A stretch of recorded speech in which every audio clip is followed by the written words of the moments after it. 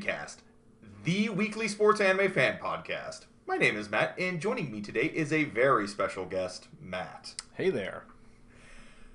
Alright, so as you can probably tell by the title, today we are reviewing Prince of Stride Alternative, the hit sports series from last year? It's a sports series from last year. It's a sports series. So, we're doing this episode just kind of a fill-in, our gap between the new season and last season, the new winter season. So we thought we'd cover a show that came out last year that we didn't get the chance to cover. So we kind of quickly marathoned it this past week. And we just thought, we'd like to share our opinion about it. Yeah, exactly. We didn't have much in the way of expectations going in. I knew that it existed. I had seen the promos come out when it first started.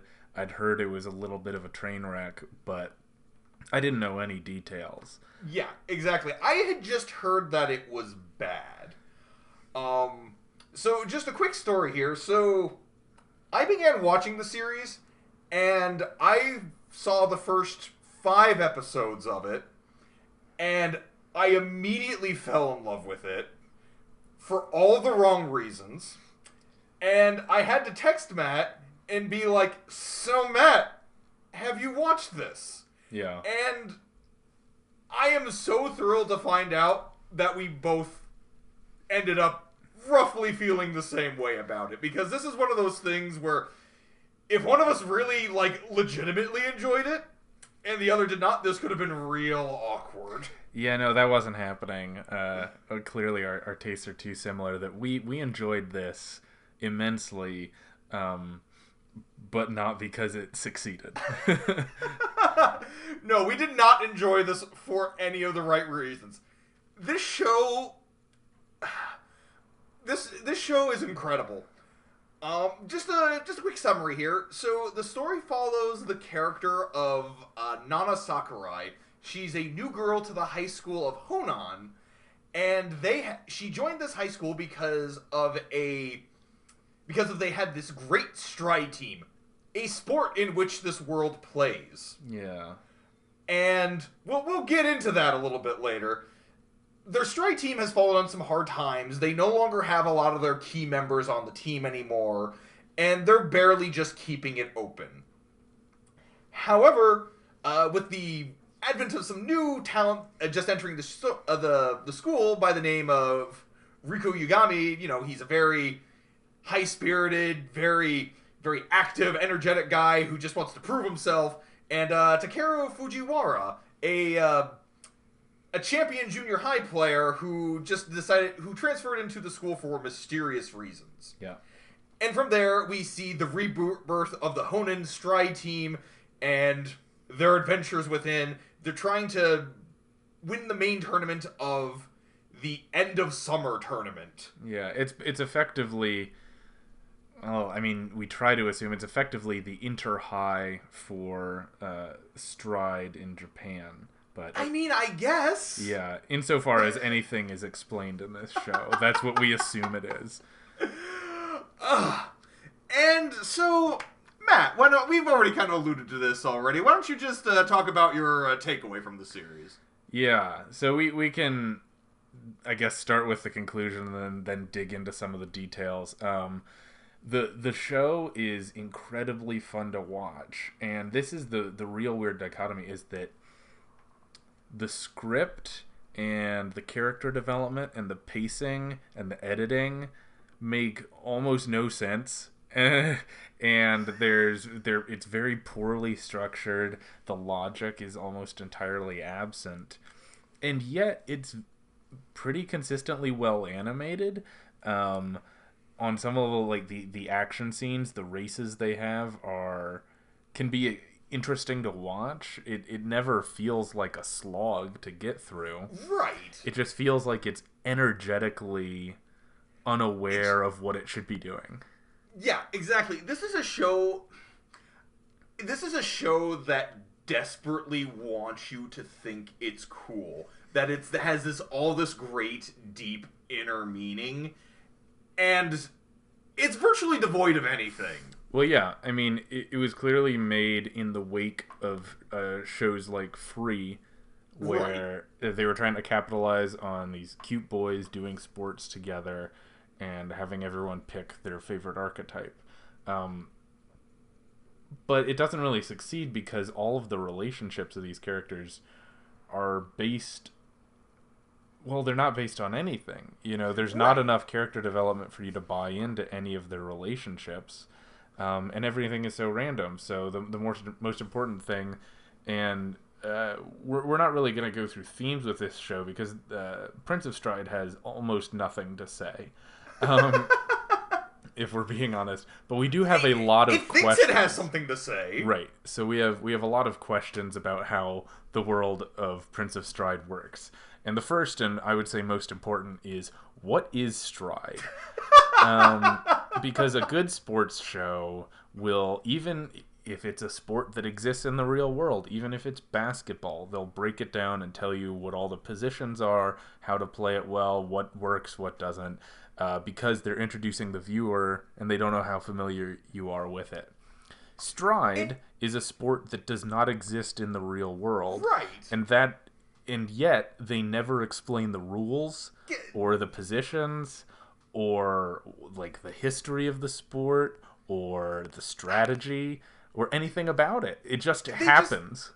Yeah, it just happens. They keep talking about it as if though, oh, you should know this. This is Stride, the biggest sport on the planet right now. And it's like you can kind of piece together what it is. It's effectively just a relay race that takes place, I guess, in the real world. Yeah, so it Like when I takes say the real world, I mean in the sense of like it takes place in like the middle of the city. You're kind of running through alleyways. It's basically a sport created to take advantage of parkour. right, but they never use the word parkour. No, they Parkour doesn't never say that. exist, and it's much more regimented than parkour. Like there are specific paths that you're allowed to run on, and they have some artificial and some natural obstacles that you have to get over. But mostly it's just sprinting. It's just like a relay sprinting through like a winding course in an urban area. Yeah, and what doesn't make any sense about this is that because it never establishes the rules, it never really it never really quite it can get away with making up things as it goes along. So for example, like you mentioned before about how, there are these set paths. Then all of a sudden you see characters who are just jumping off the path, like they're jumping off bridges onto lower paths. Yeah. And in a way, I think it makes sense because they're trying to find a shortcut through it. But the series can kind of get away with this because it never really establishes. It It doesn't kind say of makes is up that the rules as it goes. right. Is that breaking a rule or not? I don't know. Right. Because they have this the system basically how it works is that each team is made up of 5 runners and one, and this is the word they use, relationer. Who is sort of a coordinator because when each runner starts running, they start running without being able to see the person who they have to slap Right. hands with to basically connect their relay. So they have to have someone, this relationer, speaking into their earpiece to tell them when to start running so that they'll run into their teammate at exactly the right time and sort of meet at a T intersection. Right. And then they Yeah, can there's complete their also leg. you have like this is never brought up again because it's never an issue again. But you have like a certain area that you can make this relation in because they only bring it up in the first episode. Yeah. And you can only do it in this first you can only do it in this certain area. So that is kind of supposed to add some level of tension. It's like, do they break stride in order to keep going forward, or do they just keep hoping that their teammate will catch up with them? Stride could have actually been a really interesting sport. It feels like that there's a lot that could be interesting about it, but again, they never explain it. Or they have this whole plot line with their big rival team, Galaxy Standard, where they feel threatened by them because of how stylish they are. And it's like, oh, they have great crowd appeal. Crowd appeal doesn't have anything to do with the sport. Well, yeah. I mean, that's... It's one of many things that makes no sense. So if we want to talk about Galaxy Standard, so this is sort of their friendly rival high school. Right. They're the team from Saisei High School. Okay, whatever. And something the show sticks to throughout, keeps bringing up over and over, is that the Saisei High School Stride team are also all members of a boys' idol group called Galaxy Standard, which is a totally normal name for a pop idol group. And they go by Galstan, and so everyone calls them Galstan, and they are the 8th generation of Galstan, which is probably my favorite detail, because it just raises so many questions. The first one for me is, so if you're going to Saisei High School and you want to join the Stride team, do you also have to be able to be an idol singer? Like, doesn't that limit how good you can be? It's kind of like the main team, the Honen team, which is... So they have to establish this whole... Like, this is, I think, the excuse that they're trying to incorporate there is because they have to section off parts of town, they have to get approval, they have to pay for the permits, etc., etc., that they need to have a corporate sponsor. So I guess Galstan is supposed to be the way in which they pay for everything, because, they got this big pop idol group. And so, and I guess, but it's like, it's the same problem. It's like, so if you can't perform in Galstan, are you just not allowed to join the team? Yeah, and like, do you go specifically to that high school to be in a pop idol group? Like, is the pop idol group primary or secondary? Are they just doing that to make money for their Stride team? It's very, very unclear, and I can't imagine how they're like one of the 4 best schools in the country at Stride if they also have to perform professionally. Right, they have to practice routines. Like, if there's anything I've learned about pop idol culture in recent years, it's like, there is hellish training to get to, like, just the scheduling you have to maintain and also maintain your schoolwork. Yeah, it's a full-time job. It's a full-time job, and they also practice Stride? Well, yeah, so let's talk briefly about the Saisei Stride training. Because at one point, they have the Training Camp from Hell episode, and Honan goes to Saisei to have a joint training camp at Saisei's training facility, which is a multi-story training facility, including an Olympic swimming pool, multiple basketball courts, what appears to be a 50-seat lecture hall, and there's 6 dudes in it. There's no other people. This doesn't appear to be utilized by the rest of their high school. It's just there for them. Yeah, how do they even pay for this? I realize that they're a pop idol group, but this is a skyscraper that they own for it. Yeah. This is the main question, is that if Stride is so big that the city can just permit to have a giant skyscraper set aside for this single team, how do they just not have more fields for it? Like, why don't they just establish courses, like build courses for Stride? Yeah, I know. It somehow it seemed easier to have an artificial indoor course than to, like, run on a trail. Like, it's literally, the sport is sprinting and sometimes doing vaults, which is effectively track and field. And yet, no, they get their own training skyscraper, which is a choice. It's a choice. I want to take it back a minute, if we can, to the idea of relationers. So this is something that's emphasized throughout the show, so Nana is basically a non-character. She has no meaningful personality traits. She's just there to support the boys, right? Right. Part of this is born out of the fact that the show is based on an otome game or a dating sim game called Prince of Stride, in which the player, I'm not sure whether you play as Nana or you just play as like an avatar, and you're trying to decide which of the Stride boys you're going to date. Of course. So that bears out when they adapted it to an anime to have a personality-free girl character who needs to establish all of these deep, trusting relationships with all the boys. The weird thing about her introduction is that they make it very clear that it's extremely strange for a girl to be a relationer. Like, every single time they meet up with another team, it's like, what? You have a girl on your team? She's the relationer? Girls aren't generally relationers. Well, why the heck not? It's just about communicating with the other dudes. You're playing the comm connection between them. You're not actually, like, you know, you can make an argument whether or not it's fair for, you know, girls to not be allowed on the guys' track team, was what effectively this is. Yeah. But it's, but she's just the comm link. Like, why is it so weird for girls to be on this team?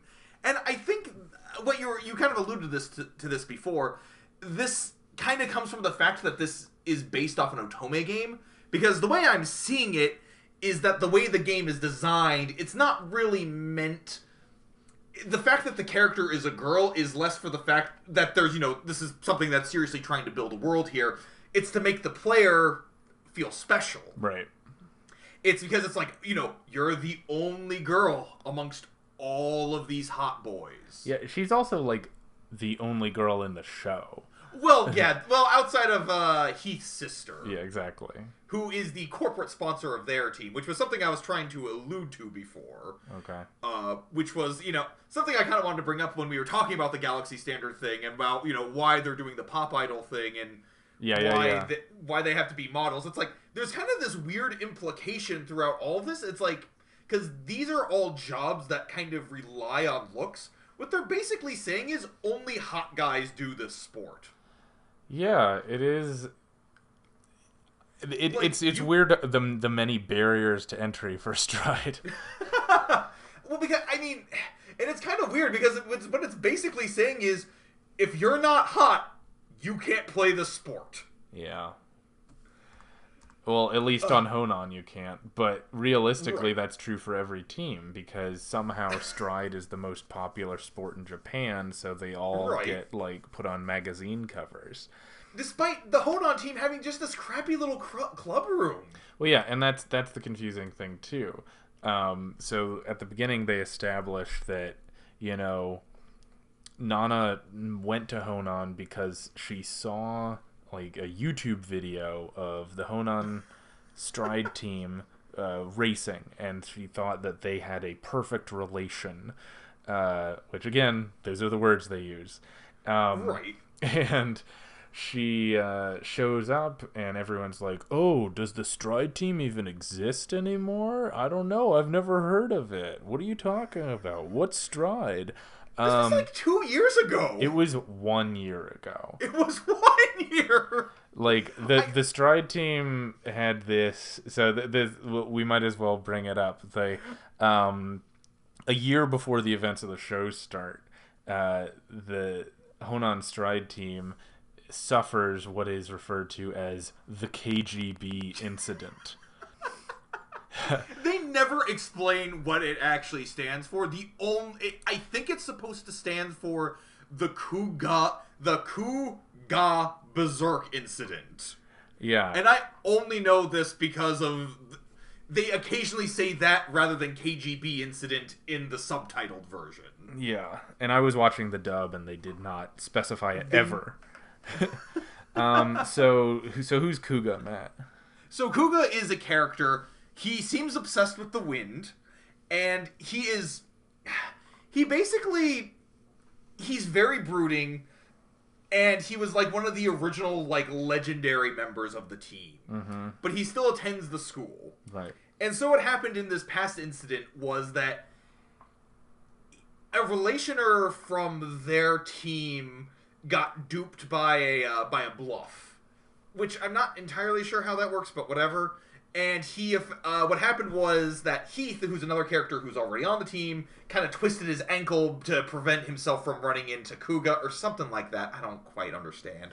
And what happened was the Relationer was trying to absolve his own guilt by putting the blame on Heath and Kuga for being like, what? Why did you guys just stop like that all of a sudden, huh? And another character by the name of Tomoe, who becomes important later on, mentions like, well, that was your fault because we all could hear you talking on our mic. And he basically is like, shut up, Kuga and Tomoe. And in order to prove that Heath is faking being injured, he stomps on his heel, which only causes him to cry out in terrible agony. And then for some reason, the other students who are there just decide to try and rush and attack Heath. Yeah. And Kuga jumps in and protects him, knocks him back by sort of spinning around. And apparently, he takes the entire blame for this whole brawl, so as to prevent the Stride Club from being fully shut down. Yeah, so after that, everyone, all anyone hears is that Kyosuke, also known as Kuga, needlessly and randomly attacked Heath, injured him, put him out for the rest of the season. They had a fight, and then everyone quits the Stride Club, and Kyosuke quits and decides that he's no longer welcome in the sport of Stride. But then a year later, they are missing a member because Ayumu gets injured in a super uninteresting way, and all the members of Honen Stride come back and tell Kyosuke, even though you took this burden on yourself, we really want you back. And so then he comes back. Which there's like no, it's like he didn't have to like do anything to get back on the team, despite the fact that, you know, I thought he was barred from it because of this random violent outburst he had. Yeah, no, apparently that was just a self-imposed exile. He was totally allowed to join whenever he wanted. And Heath, who was the only person who knew the truth, just didn't ask him the whole time, even though Kuga totally protected him and saved the club. They just sort of didn't talk about it for unexplained reasons, which is basically how the entire show goes. They do random stuff. They have big emotions for unexplained reasons. This real is quick, kind of going along those lines, because I kind of want to bring up the KGB incident, because it kind of emphasizes a big problem with this show, which is how jumpy the editing is between scenes. There's like this incident, so I had to rewatch that scene 4 times to fully understand what actually happened during it. Because what happens is when Heath gets his ankle stomped in by the other guy, there's no cut to or there's no shot to show that this guy is actually stomping on his ankle. What happens is you get a shot of his face, a stomping foot, Heath crying out in agony, and then Kyosuke like looking stunned and going, what? Like, he has kind of this expression on his face like, what did I just do? Right. Especially because it looks like his foot is like right there on Heath's ankle. Yeah. So it feels like, it's like, wait, so did Kuga stomp on his ankle? But no, like, rewatching it a couple times, I finally was able to figure out, no, wait, it was this guy who did it. And the series has this weird tendency to not show any proper connection between different shots. Mm-hmm. And it gives it this really weird, awkward, disjointed feel a lot of times. Like, ironically, in a show that's all about relations, there's like no relation between anything that happens. There's like this other scene that happens where it's like in the second episode when they're meeting Galaxy Stan, when Fujiwara is talking to, I think it's Reiji? Yes. And there's this very slow, deliberate close-up of Fujiwara taking the phone from his hand. And then the next shot is just them leaving. And it's really jumpy and weird. Like, the series doesn't want to give you any context for what's happening. Yeah, it's a consistent issue where the show wants to pretend like you ought to know, so they under-animate, and they just throw random crap together, and then they act as if you'd be stupid not to understand what's going on. I mean, that's sort of how you get into it's how you get into the whole Stride thing in the first place, is that everything is treated as if the viewer totally understands what's going on, but you have no reason to. I want to move on, if we can, to Nana's dad. Oh, please. So this it's a relatively small note in terms of the scope of the show, but it illustrates a lot of how poorly constructed it is. So Nana, it's established early on, does not live with her parents. She discusses how her dad works overseas, but then in one episode she finds out that her dad is moving back to Japan, and she's very excited, and she can't wait to see him. And then they go on a trip to do a Stride event, and she runs into, guess who? Her dad. Because it turns out her dad is the founder of Stride. He's literally the person who created the Stride League in Japan. The father of Stride, or the king of Stride, I'm sorry, is his title. And he moved back to Japan to work with this elite Stride high school. And when Nana is confronted about this, she says... She doesn't know! Yeah. So she says, well, I never knew that my dad worked in Stride. We never really talked about work before. And, like, one, how you're 15, 16 years old, and your dad's job never came up. He never mentioned that he created Japanese Stride. He's like, no, we just didn't talk about it. And then later on, they cut to a flashback of when Nana's father first moved overseas, and it shows him and her at a Stride event, and he leans over and he tells her, Nana, you're going to be at a lot of Stride events because this is my job. So she literally has a memory of being told that her father worked for Stride, and then she also said, I was never told that my father worked for Stride. I mean, I think the idea was that she didn't know that he was this prominent in it. I don't know, though, because the series kind of established... The funny thing is, it's actually pretty consistent with her character that she's very forgetful.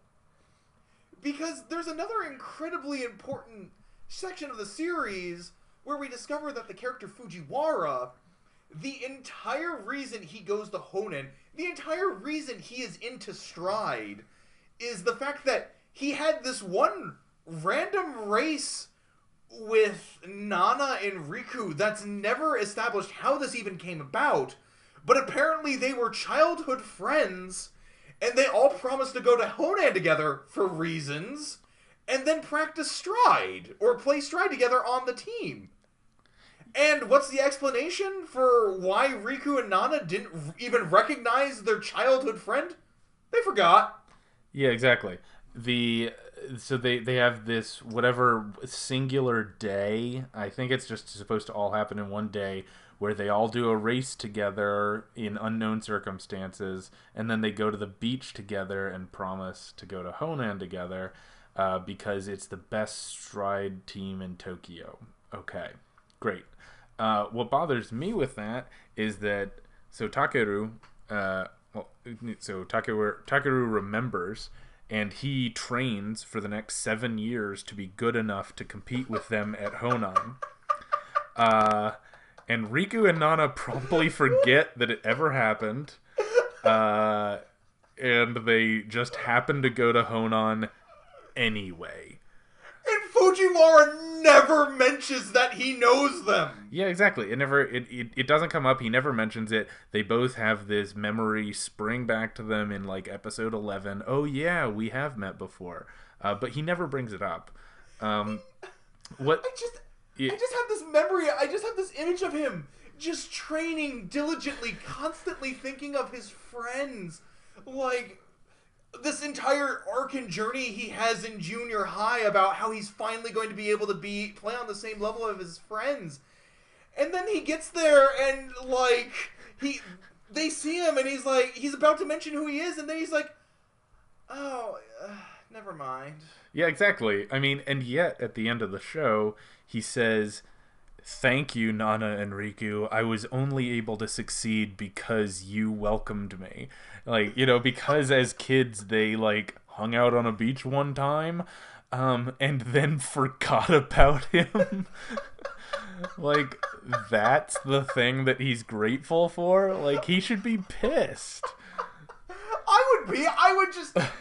I just would quit the Stride Club right there. I wouldn't even bother with it. I know. I love it. So I want to go through just really, I think we hit a lot of the high notes. I want to just fly through a couple other questions that we put down and then move on to some memorable scenes from the show. Sure thing. So as the sponsor, Heath's older sister has them do modeling like we mentioned, but of course. She forces Hozumi to dress up like a girl, even though Nana's a girl, and standing right there, she just doesn't have Nana participate, because I don't know. I think you can see her a couple of times in different costumes, so I guess the implication is that she does dress her up still. Yeah, but Hozumi's a prettier girl than Nana.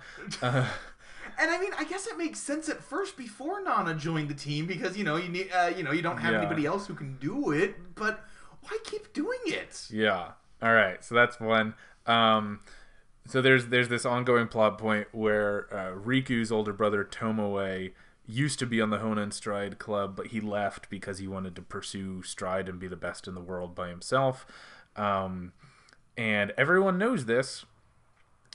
And yet never mentions it to Riku. Exactly. Yeah, they never bring it up, and he just has to realize it later, but never goes like, "Why didn't you mention that my brother did this with you?"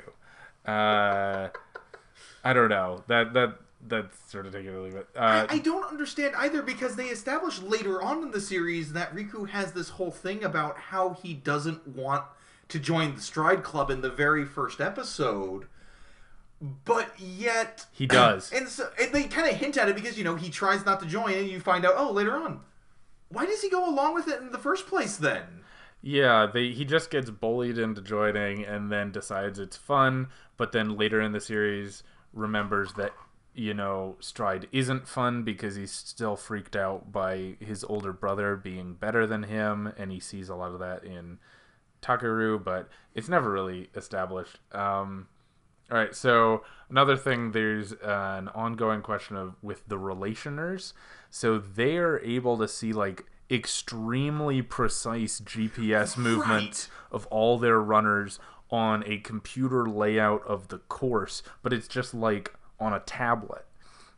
So there's no setup. They're just holding a tablet and seeing precise movements of all their runners on the Stride course, but they never explain what that system is, or how they're getting this data, or what the communication method is. Literally, they just have a tablet and a headset, and all the runners have earpieces, and they're like, good enough. This is as much explanation as anyone needs. But it's not, because that's a system that doesn't exist in the real world, and they never even mention what it is.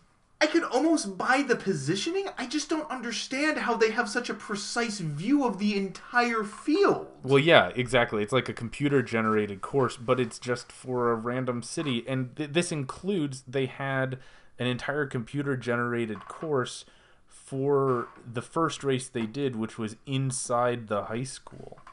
Like, where did that map come from? Who built it? All right, so there's another fact question. I just want to keep these moving.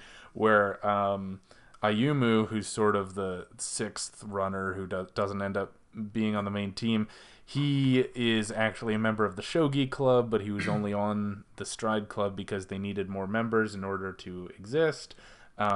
And they tricked Ayumu into getting into shape by telling him that he was going to be the world's fastest shogi player. And my question is, did he believe them? And because that's not a thing. If he's a big shogi player, then why would that even trick him in the first place? Yeah, why would that register as an argument? So here's another one. At one point, Galaxy Standard says that they're going to have a concert in Kobe because there's some protein powder that they sell in Kobe that they want to buy, which implies that the internet doesn't exist, so they can't buy things from other places in Japan without going in person? I guess, okay, so that's actually something I can slightly understand, because in Japan, they do have, regional exclusives, where, you wouldn't... They purposely put out items that you can only buy in certain districts or certain regions. But that's a real weird thing to just make a regional exclusive. Yeah. That's something you do for just merchandise, like keychains or t-shirts or something like that. Yeah. You don't do that with a nutritional item. Yeah, exactly. And then the last thing I wanted to bring up is just the tournament structure, right? So we have this weird tournament, which we referred to as the Inter-High, but it's not totally clear what it is. It's called the End of Summer, which I think is just a name because it looks cool. Right. I actually have a little bit to say on that, but keep going. I'll talk about that later. Yeah, so all we know is that any high school can enter the End of Summer trials and basically compete in a group stage, and then there's a bracket of unknown quantity where you compete to get to the finals. But every race is one-on-one. These are taking place all over Japan, where they shut down city streets in order to have random high schools run against each other. But it's never clarified what the organization is for this, or how many schools participate, or why they're able to shut down city streets all over Japan for random high schools. And anyway, what did you want to say on this? I think the whole End of Summer thing is supposed to be a very ham-fisted metaphor for it. In Japan, there is this trope of the wistful ending of summer, because it's kind of the last chance that high school students have to sort of relax and have their own free time before they have to go back to school. It's something similar that we have in the United States. The difference is that in Japan, in high school, they put a lot more value on your high school years, whereas in the U.S. we kind of put that more on our college years, because high school is kind of when you try and define yourself. So a lot of times in Japanese media, they'll use the end of summer as as sort of this transitional period for their coming of age, almost, because they're finally ending their youthful days, and they're going to be re-entering the workforce, or they're going to be training to finally pursue their dreams or find their path in life. And I think that's what this is trying to do. They're turning it's a very not subtle metaphor for that whole coming of age tale. Yeah, they're running into adulthood. Yeah, exactly. Okay.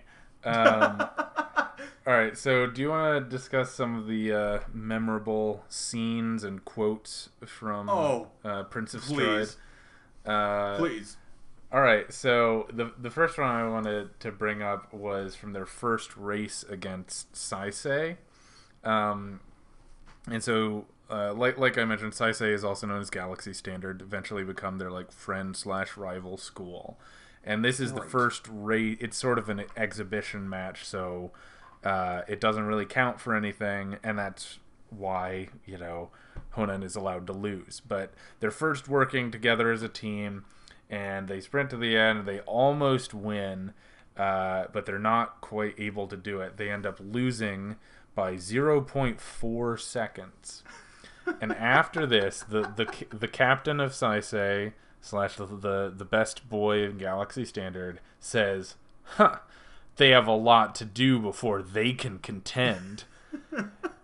You beat them by less than half a second, and you're being completely patronizing about how they can't even keep up with you?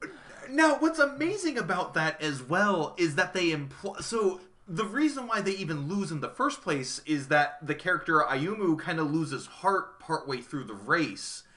And he kind of starts to just sort of go into a jog, and he loses about 4 seconds for the team. This is a character who, like, unarguably lost them the race. Because if it wasn't for him, they only lost by 0.4 seconds. If it wasn't for him, they would have won. And there's a scene afterwards where he's like, "Hey guys, I'm really sorry. I lost you guys the race." And then their coach brings up the fact that, no, you didn't. See, look, you did fine. You actually had one of the best times of this race. What? Yeah, it like... How? Yeah, he also, like, was afraid to do a vault, so he just ran around all the obstacles. Anyway, yeah. Real quick, I wanted to bring up, of course, was so there's a scene where they're in an airplane and they're flying out to... Where are they flying to again? They're going to Hokkaido. Hokkaido, It's for the time trial. Right, it's for the time trial. And the character Nana is sitting next to a man on the seat, who's sitting next to her, and she offers him a rice ball, and then asks him, "Are you attending End of Summer?" To a complete stranger. She has no idea who this guy is. Why would you even assume that? Hokkaido is a big region of Japan. Yeah. There's one I like where they have a race. It's one of their first races that actually counts for anything. Right. And Nana has to learn the lesson about, how to be an advanced relationer. And her opponent is an expert at bluffing, so he keeps giving false signals that throw her off her game. And he does this several times, and she gets very confused as to what she's doing wrong and why she's giving bad instructions. And halfway through the race, the other relationer leans over and says, "Just so you know, I'm bluffing." Like, why? That's a terrible bluff. Like, your whole thing is that you're good at bluffing, and then halfway through the race, you tell her, "I just want you to know that I'm bluffing." Well, it's funny, too, because this character has been established as being incredibly sadistic. He's the evil relationer who only cares about that's a different winning. character. Oh, that is? Oh, my bad. No, this is the relationer who they don't listen to because his brother said he was so bad at Stride. You probably forgot that team existed because they were not memorable at all. Oh, yeah. No, that's true. I did. But that's okay. Okay. The evil relationer comes up in the episode after that, where Nana has another discussion about what it means to be a great relationer, and she's talking to her opponent, and she says, "It's my goal to connect with my athletes on an emotional level." And her opponent says, "Well, that's creepy." Because it is kind of a little creepy. Like, you're just there to tell them when to start running. Right. But they have to write this character as being so over the top, like, evil and wrong, like, to beat you into the head. No, this guy only cares about winning and losing, and he has this... In this moment of breakdown of his team where, like, they cannot stand up to that team, he calls out, "I'm the relationer! You morons can't even run unless I tell you to!" Which, like, not true. Right. They can. And it's just like, how over the top can you be about about this team? About just how evil they are for just wanting to win. Yeah. All right, do you have any other ones you want to point out? One of my favorite ones, I don't even remember the context for this. It's an early one. It's "Slow relations are pointless." And I just love the brazenness of that line and how just completely pandering it is almost to fangirls. Yeah. There's a lot of funny lines through the show about that highlight the word relations, because for some reason they use the word relations to describe literally slapping hands to initiate the next leg of the relay. Just call it a relay. Yeah, exactly. Just a handoff, whatever. But no, they have to call it a relation. So they have a lot of awkward phrasings around this, where like Nana will ask, "Oh, Riku, how are you, feeling about your relation with Takeru?" Which, how can you not read that as like, oh, those boys and their relations? Or my favorite being, Riku, you need to watch Takeru practice relations with other teammates. Which, like, are they just desperately hoping that someone's gonna make a doujinshi about this? Oh God, like absolutely no way that's not what they're going for. And not only do they do it with like relation, they always have to say connection and emotion. Right. Like the best one I think is from Kohinata. And I think this is during the race during the evil team, where he just cries out in his head, "I have to connect this emotion I received from Kuga." What emotion are you talking about? Yeah, exactly. Like, I want to win, because that's like not a unique emotion. Not only that, but that's like, isn't that the problem? Is that this other team only cares about winning? Yeah, I don't know which emotions they have. It's very unclear. They talk about their emotions a lot, but they're very unclear as to what their emotions are and why they have all of them. Yeah, there's literally too much great material in this show for us to go over it all. I just want to do a couple more and then we'll wrap up. I love how every episode begins with its opening, which is the line, "These values are too narrow. The deterministic future is nothing."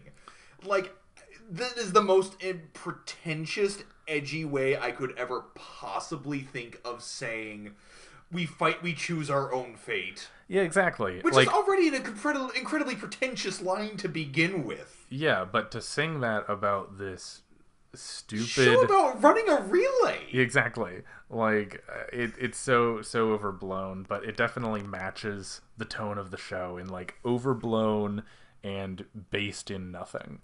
Right. What I think one of my favorite lines is so Nana's father is talking to her about Honan and how she's staying at Honan even though it's an inferior school or whatever, and he says, there was a time when Honan had an ideal team, but now they have different members. Literally the only member that left was Tomoe. All the other members of the ideal team are still there because he's just talking about Kuga and Heath. That's right. That's 2/3 of the ideal team, and you're being all snide and looking down your nose at them. So they basically everything involving Nana's father makes no sense whatsoever. Right. Yeah, go ahead. I just one line that completely sums up the entire show. Okay. Which is the line, "I don't care. I just do the best with my teammates," from Fujiwara near the beginning of the series, where he doesn't talk to anybody. Yeah, exactly. I mean, they have this ongoing thing where Fujiwara and Kyosuke are always talking about how much they love fighting for their friends. But yeah, so Takeru Fujiwara, like, he doesn't have any friends. He doesn't talk to anyone. No one really likes him that much, but he's devoted to fighting for his friends because they hung out one time when they were 7. Kyosuke's 2 friends from before betrayed him and threw him under the bus and got him kicked out of the club, and all the other kids are like freshmen and strangers. So right. So no, none of their emotions make any sense. Yeah. So do you think this show accomplishes anything, Matt? It is immensely entertaining. I honestly feel like we need to wrap up here soon. We could go on for another hour. Yeah, no, I was absolutely shocked by how much fun I had with this. I would have had fun by myself. I'm glad I had someone else to talk about it, though. And I'm glad we have an outlet to express this. Yeah, I mean, I think it has gotten a bad rap because it's a bad show, but it is terrible. But it's a really good bad show, and it needs to be enjoyed widely. Right. So who would you recommend this to, do you think? So with Days, I recommended it to people who do like bad anime nights or, want a fun show to talk about with their friends. No, forget about Days. Days is worthless and awful. It's a slog to work through. This is the show you watch for that. Yeah, this is the perfect bad anime that people will enjoy watching. I would recommend it to anyone who has some understanding of sports anime tropes, has some appreciation for anime in general. Like you need to have seen some good anime to realize why bad anime is funny. Right. But beyond that, I would recommend it very widely. I think this is hilarious. The dub, for what it's worth, I watched the dub. It's not a badly made dub. Like, nothing's grating about it. They kind of, I think partway through, they realized that they couldn't take this show seriously, so it's played pretty comedically, and all the characters are sort of extreme, and it's actually pretty fun to watch. That's fair. I watched the sub. The sub... it helps you understand a couple of things and also makes a few other things not make any sense. I didn't even talk about my biggest confusing moment of the show, and I'll just leave that a mystery to people. Yeah, there's basically the issue with this, and it's the dub clarifies the script a little bit, but there's a lot of weird language jokes that only make sense in Japanese, and quite possibly not even then. That the show is very bad at delivering and cannot clarify. So sometimes the dub script will just ignore the joke and pretend like it didn't happen because it makes no sense. And sometimes they'll just say it and then just try to get past it and not acknowledge it if they can help it. But yeah, overall, we can just say this is an amazing show. I want to become the Prince of Stride podcast now. I know we can't, but I know. I really wish we had watched this week to week because I feel like it deserves all of the time we could give it. We needed to go through this episode by episode, and I just want to, we're probably going to wrap it up here now. I just want to say, anybody who listened to all of this, we appreciate it. We had a lot of fun here today. I thank you as always for joining me today, Matt. Yeah, thank you. It was a great time, and to anyone listening, please watch Prince of Stride. We don't want to be the only ones. Oh, please just get the Funimation app and listen to it or watch it. Yeah, it's worth it. All right, Matt. Well, would you please hit the credits? It's my pleasure as always. Our logo design is by James Ratcliffe. The theme music is Fly High by Burnout Syndromes, covered and performed by Luke Bartka. You can follow KoshienCast on Facebook, YouTube, and Twitter, and our email is kosiencast@gmail.com. Make sure to subscribe, rate, and review. We will be back next week with the best and worst from the world of sports anime, and until then, keep training.